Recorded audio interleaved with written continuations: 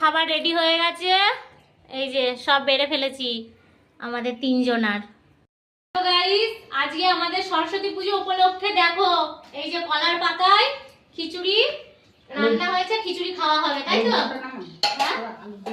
হ্যাঁ, আলুর দম তো আছেই, দেখাচ্ছি। এই যে খিচুড়ি, আলুর দম, পাঁপড় ভাজা, পায়েস, চাটনি, আর এই দেখো বেগুনি। দাঁড়াও দিই, একটা অন্তত পক্ষে থালা সাজাই। এই যে গরম গরম গোবিন্দভোগ চালের কাজু, কিশমিশ, টমেটো, মটরশুঁটি দিয়ে আমার মা রান্না করেছে। খিচুড়িটা আমার মা করেছে। আর তার সঙ্গে এই দেখো বেগুন ভাজা, তাই তো? তারপরে চাটনি, পাঁপড়, আলুর দম। এবার একটু আলুর দম দিই, তোমার দাদা ভাইকেই দিচ্ছি। আলুর দম যে খাবা, আলুর দম পাশে ধরবে তো, এই যে। তারপরে আবার খাবে, তারপরে আবার দিচ্ছি।